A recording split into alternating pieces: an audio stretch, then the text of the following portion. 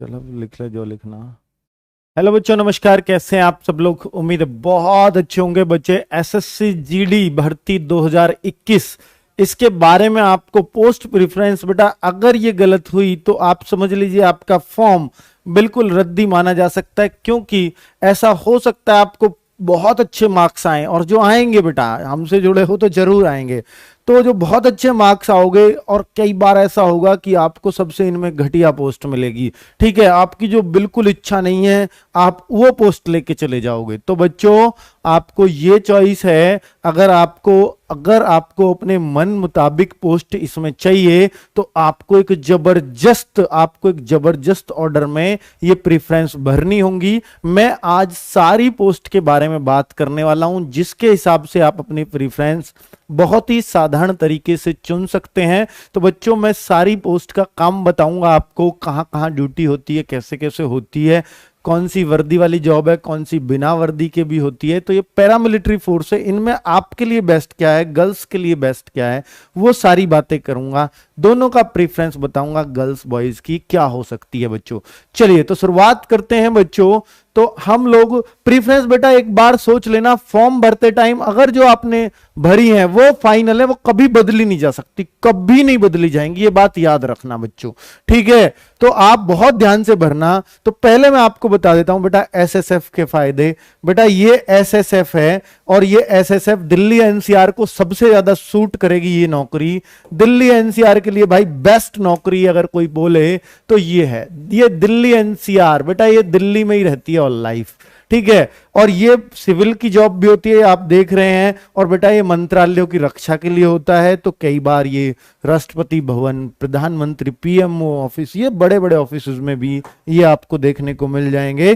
तो जितने मंत्रालय ज्यादातर दिल्ली में ही है बच्चों, तो ये लोग उनकी रखवाली करते हैं, कौन अंदर जाएगा कौन बाहर रहेगा, ये इनका काम मेनली होता है। तो आप देख लीजिए इनकी ये ड्रेस भी होती है कोट पैंट वाली, और इनकी बिल्कुल दिल्ली पुलिस जैसी वर्दी भी सेम होती है, बस यहां एसएसएफ लिखा रहता है और दिल्ली पुलिस पे यहां डीपी लिखा रहता है बच्चों। ठीक है, तो ये रही एसएसएफ। अगर आप दिल्ली एनसीआर के हैं तो फर्स्ट चॉइस आप एसएसएफ डाल सकते हैं। बेटा ये है सीआईएसएफ ऑन ड्यूटी, यानी सीआईएसएफ कहां कहां लगती है बच्चे। सीआईएसएफ देखिए इंडस्ट्री, ये सेंट्रल इंडस्ट्री सिक्योरिटी फोर्स होती है बच्चों। जितने भी औद्योगिक हैं उनमें यही फोर्स होती है। इनकी कहीं लड़ाई करना इनका मकसद नहीं होता, कुछ नहीं होता।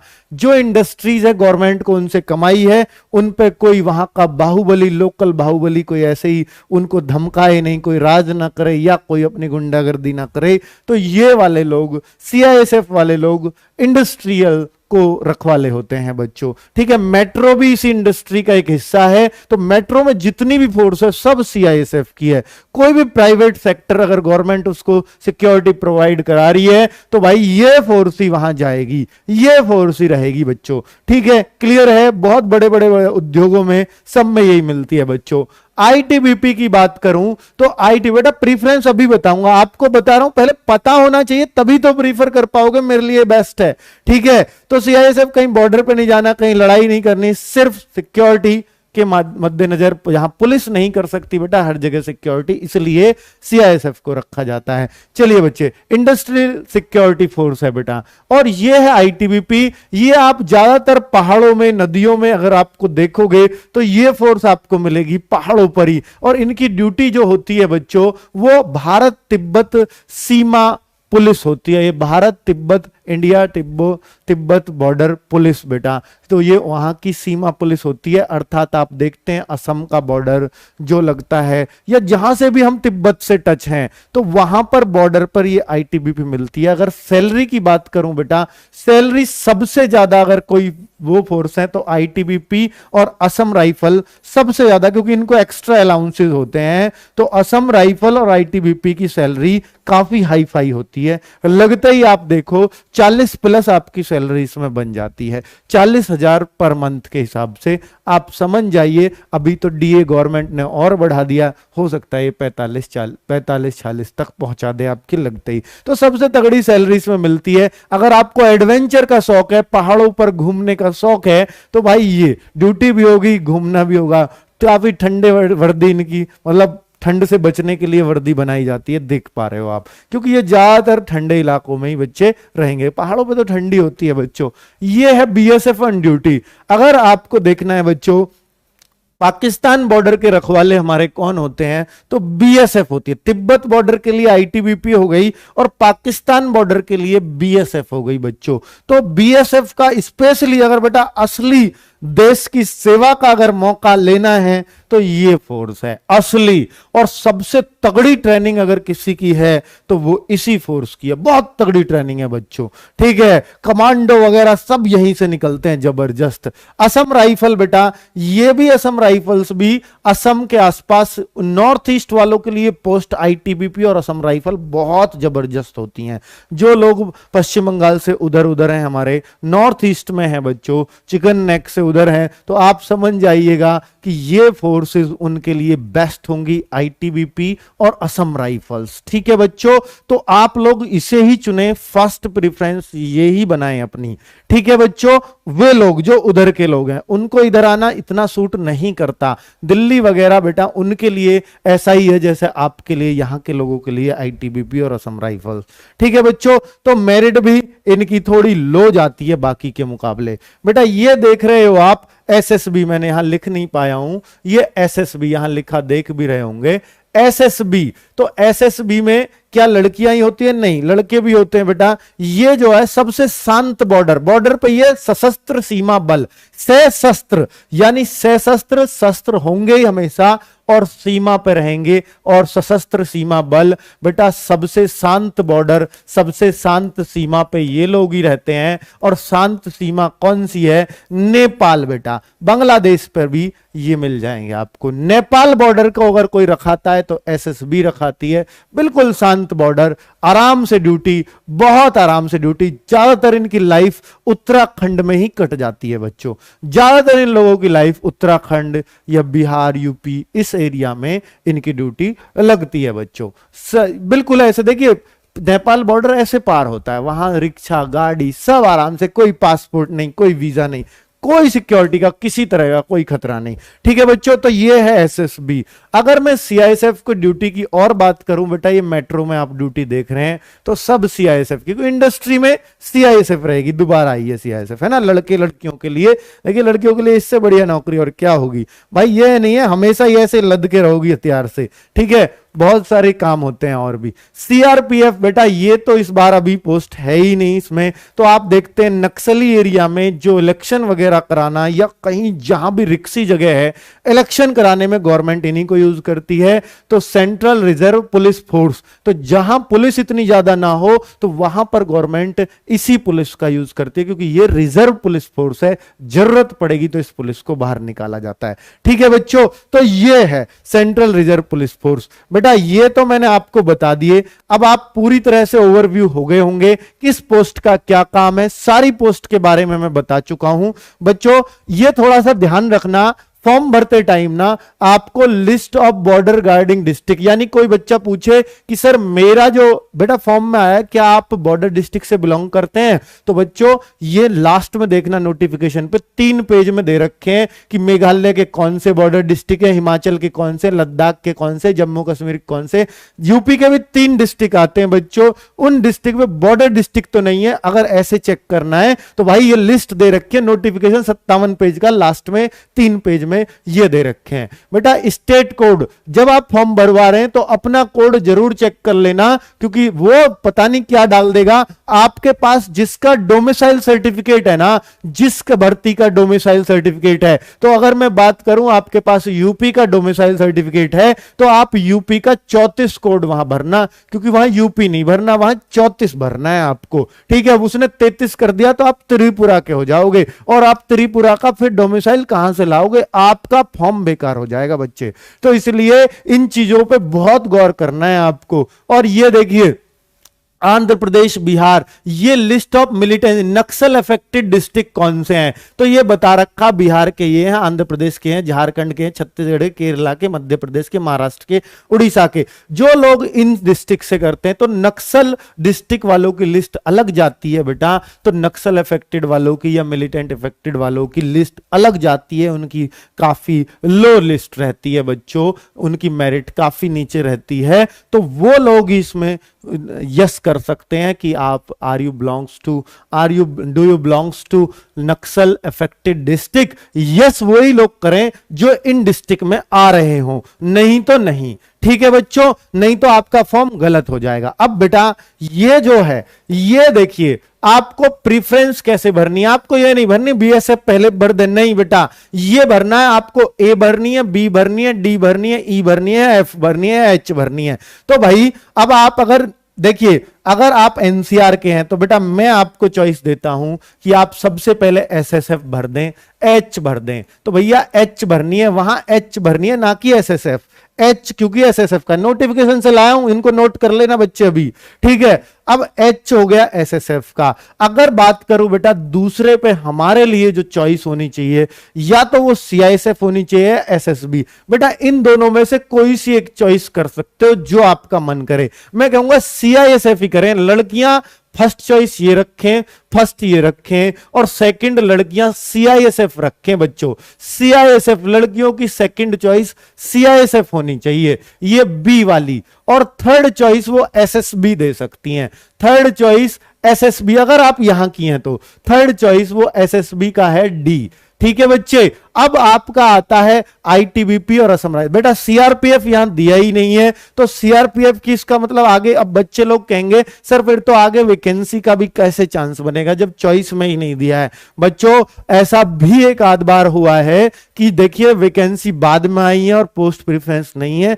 तो अगर आपको कहीं नौकरी नहीं मिल रही है तो लास्ट वाली में से दे दिया जाता है जो बाद में ऐड हुई है, ठीक है। या ये पोस्ट प्रेफरेंस दोबारा से खोल दी जाएंगी, कब ऐसा फॉर्म बेटा नोटिफिकेशन आता है स्पेशली कि आपके लिए इतने दिन से इतने तारीख तक लास्ट डेट है, एक बार आप पोस्ट प्रेफर और कर दो अगर सीआरपीएफ ऐड होता है तो, ठीक है। फिलहाल सीआरपीएफ दे भी नहीं सकते क्योंकि वहां वैकेंसी नहीं है। ऐसे तो देख के तो बेटा मूर्खता होती, ठीक है। तो अगर जिन बच्चों का ये जवाब है सर इसमें ही नहीं है तो सीआरपीएफ आएगी क्यों, तो बच्चों ऐसा पहले भी हुआ है, इन पास्ट ऐसा हुआ है, इस वजह से मैं बता रहा हूं। दो बार चॉइस भरी गई है। अगर सीआरपीएफ आती है तो चॉइस भरवाई जाएगी दोबारा से, नहीं आती है हो सकता है ना भरवाई जाए, ठीक है बच्चों। तो ये फाइनल चॉइस भर के चले आप, ई और एफ।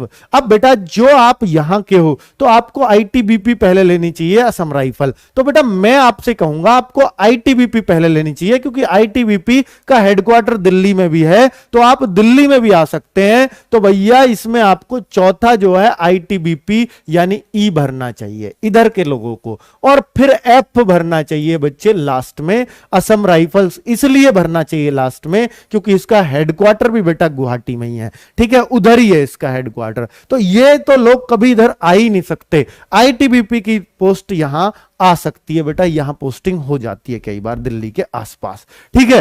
तो बच्चों अगर मैं बोलूं कि H B D E F ये 5 चॉइस अगर जो आप दिल्ली एनसीआर के लड़कियां हैं तो आप यही चॉइस भरिए, या तो आप दिल्ली के हैं या आप लड़कियां हैं, तो भाई या आप गर्ल्स हैं फीमेल्स हैं, तो ये चॉइस आपके लिए बेस्ट रहेगी जो मैंने आपको बना के दिया है, ठीक है बच्चों। सीआरपीएफ आई तो भैया उसको बाद में मैं बता दूंगा कहां वो बीच में डालनी पड़ेगी, एनआईए तो आने का चांस ही नहीं है बच्चों, ठीक है। तो आप क्लियर हुए बच्चों, आप क्लियर हुए चॉइस के मामले में। एक चीज बच्चे और दिखा दूं कि फॉर्म भरते टाइम देखो कौन से कॉलम में क्या भरवाना है, थोड़ा सा मैं उसके बारे में भी बता देता हूं, थोड़ा सा बच्चे उसके बारे में भी आपको गाइड कर देता हूं। मुझे पूरी उम्मीद है कि बच्चे आप लोग हमसे जुड़ के कभी निराश नहीं हो सकते, चाहे वो बच्चे आपका एग्जाम जबरदस्त करवाने की बात हो, क्योंकि अब की बार लक्ष्य सिर्फ एक है,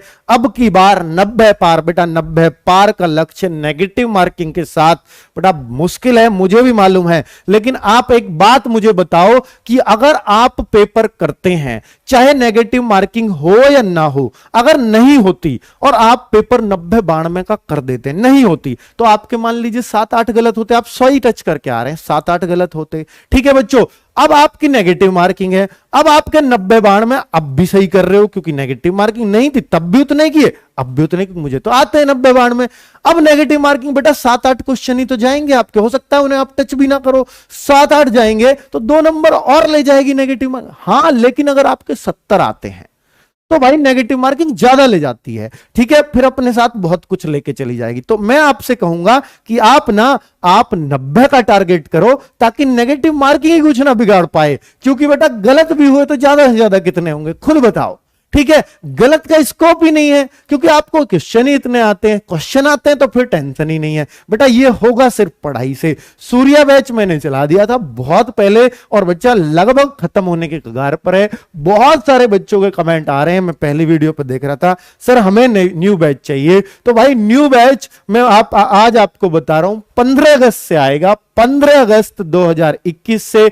और बेटा सूर्य बैच वाले को मैं उसमें एंट्री फ्री करूंगा, जो बच्चे सूर्य बैच के हैं उनको मैं उसमें एंट्री फ्री दे दूंगा। और बताओ, अब इसलिए अगर आप सूर्य बैच अभी भी खरीद लेते हैं, अभी से पढ़ना चालू करते हैं, तो बेटा वो बैच भी आपको फ्री ऑफ कॉस्ट मिल जाएगा। इतना मैं आपके लिए कर सकता हूं।